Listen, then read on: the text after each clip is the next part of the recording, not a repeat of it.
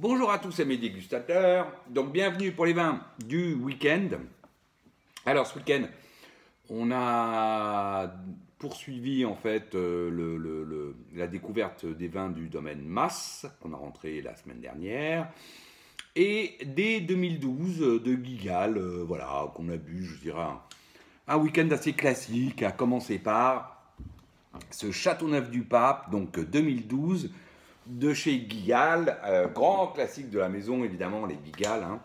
Alors, qu'est-ce qui donne ce Châteauneuf du Pape à 10 ans On a un nez assez opulent à l'ouverture, et même après d'ailleurs, sur assez classique aussi, hein, sur le cassis, la prune. Après, on a des notes un peu, au départ, à l'ouverture, un peu massepain, un peu amande, pralin, qui s'estompent gentiment pour laisser place au beaucoup plus classique garrigue, herbes séchées, la pointe de réglisse qui va bien, le fond cacao. Voilà, on est bien à Châteauneuf, il n'y a pas de souci. La bouche, alors par contre la bouche elle est puissante. Voilà, il y a de la structure et pour moi plutôt palais bourguignon. Oui, ça chauffe un peu, c'est puissant, ça chauffe, il y a un peu des notes alcooleuses. C'est un peu ma limite sur ce 2012 là.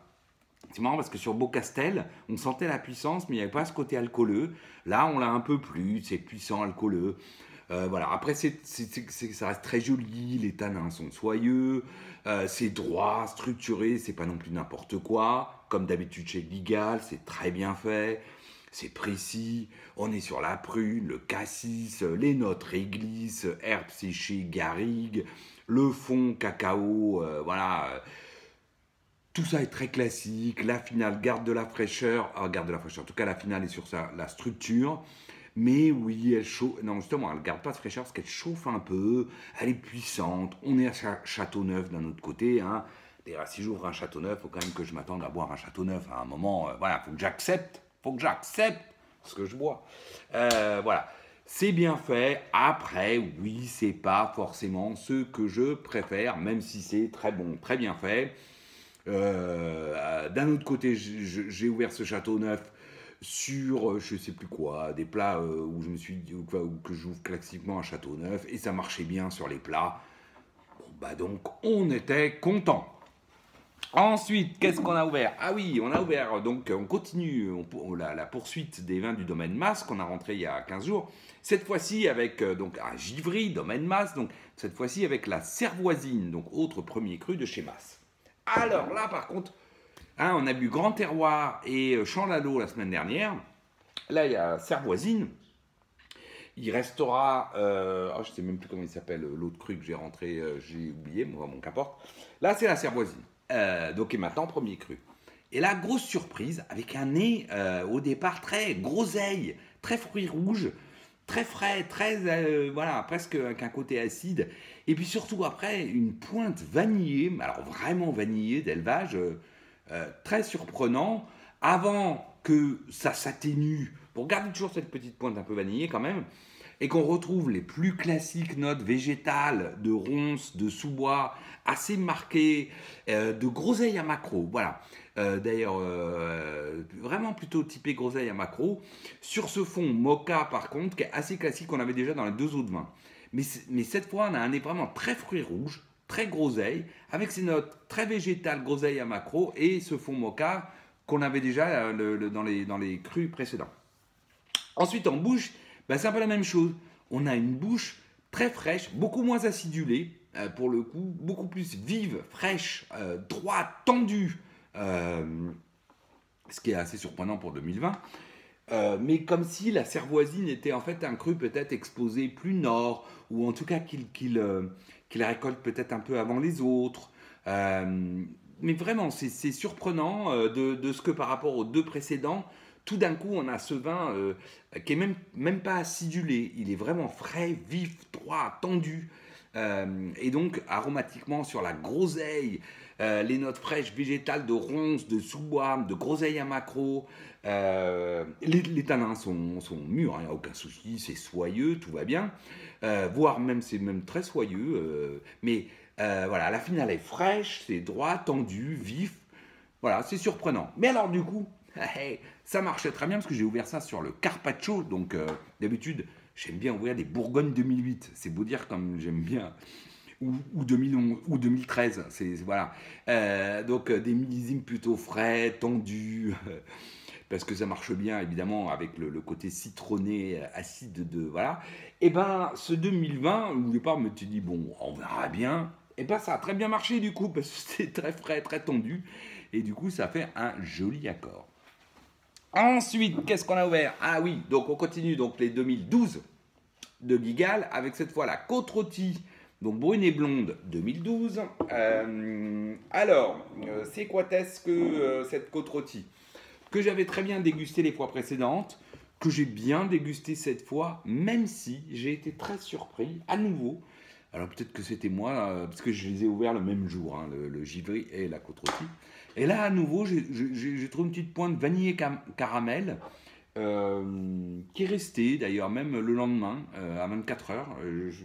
Voilà, bon, alors, il y a de l'élevage chez Gigal, mais d'habitude, c'est plutôt mocha. Alors, on peut avoir un peu de caramel de temps en temps, mais enfin, là, c'était assez étonnant. Un nez de cassis, puis ensuite les notes typiques de réglisse, et puis tout d'un coup, enfin, surtout à l'ouverture, non, surtout le lendemain, un petit côté, cette pointe vanillé caramel, là, que je trouve moins souvent, surtout après 12 heures ou 24 heures d'ouverture chez Gigal, sur un fond typique mocha.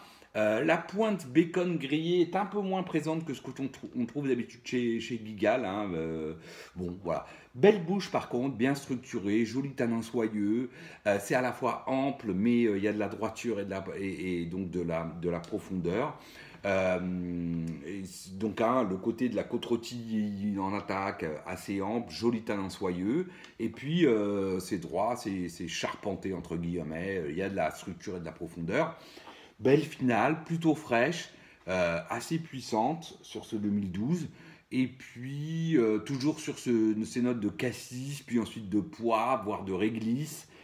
Cette petite pointe vanillée, un peu à 24 heures, là, un peu surprenante, vanillé caramel. Et ce fond noyau, mocha, voilà. Pas trop de bacon grillé, ce qui est un peu ma surprise. Mais en tout cas, un joli vin que cette côte rôtie. À nouveau pas le plus grand millésime de brune et blonde que j'ai bu, mais ça fait le job. Moi j'étais content, comme d'habitude avec Gigal, hein, comme le Châteauneuf d'ailleurs. Hein. Tu as envie d'ouvrir un Châteauneuf, tu as un beau Châteauneuf. Tu ouvres une côte rôtie, tu as une belle côte rôtie. Voilà, c'est pas un grand vin, mais c'est ce que tu attends, c'est bon. Et quels que soient les millésimes, et il y a des millésimes où c'est même grand. Et c'est ça la force de Gigal. Ensuite, alors j'ai ouvert ça ce soir. Et en fait, un petit air de vacances, on s'est donné ce soir, avec ça. Alors, c'est le domaine de la rectorie, on est à Collioure, et c'est la cuvée Les Argiles, donc cuvée blanc, Les Argiles 2017. Alors, eh ben oui, tout de suite, Petite Madeleine vacances. Nous, on va souvent du côté de Perpignan en vacances, et ben là, et donc du côté de Collioure, ben là, je mets le nez là-dessus, et ça y est, je suis au mois de juillet ou au mois d'août en train de manger des gambas grillées, sur le port de Collioure ou bon bref, ou de la saucisse catalane, parce que ça marche très bien aussi avec la saucisse catalane. Et bah oui, et bah moi j'aime beaucoup. Voilà, j'aime beaucoup ces vins, j'aime beaucoup la rectory particulièrement. Je trouve que alors, il y a une élégance. Alors, c'est pas très démonstratif, la rectory, en tout cas sur ce 2017. Mais c'est très élégant. Ce nez, alors, plutôt fruits blancs, pommes. Ensuite, on a les belles notes d'herbes séchées, de foin, voilà, fraîches, végétales. Le côté un peu fenouil, voilà, qui est pas trop anisé, qui est vraiment fenouil, là, pour le coup. Sur un fond alors qui est plutôt tourbé, avec des petites notes aussi un peu résine ou cire d'abeille, voilà. Mais c'est quand même, moi je trouve ça très élégant, j'aime beaucoup. Hmm. Ensuite, on a une très jolie bouche. Alors, fraîche, surtout là sur ce 2017, fraîche, mais belle matière, ronde, avec une très léger gras, juste ce qu'il faut pour enrober une fraîcheur ou une structure en tout cas, qui donne de la dynamique, de la profondeur. C'est très élégant, c'est précis, fin. Euh, Ensuite, on est plutôt sur la pomme rainette, la pomme rainette. Ensuite, les belles notes, herbes séchées, foin, voilà, garlic, qui apporte la fraîcheur. La pointe de fenouil, ou oui, fruits jaunes aussi. Non, plutôt fenouil, là, en l'occurrence, vraiment qui donne aussi ce côté un peu frais, forcément, parce que dans le fenouil, il y a un petit côté un peu anisé, très agréable. Sur ce fond tourbé, très élégant, un peu résine, un peu tourbé. Finale, droite, fraîche, en tout cas qui donne le sentiment de fraîcheur, et plutôt droite, et jolie persistance, voilà, ça revient, c'est élégant, la pomme, les herbes séchées, le côté un peu fenouil, le fond tourbé, ouais, voilà, moi j'aime beaucoup, c'est vraiment la rectory, hein, les argiles, leur vin blanc, c'est un cru que j'aime beaucoup, que je bois régulièrement, alors pas forcément là, même si j'en ai quelques-unes en cave, hein, je le bois beaucoup là-bas, quand je suis là-bas, au restaurant, etc. C'est vraiment un cru que je trouve très élégant, voilà. En tout cas, on a pris du plaisir, j'espère que vous aussi, et je vous souhaite à tous une excellente semaine. Allez, à la semaine prochaine, salut!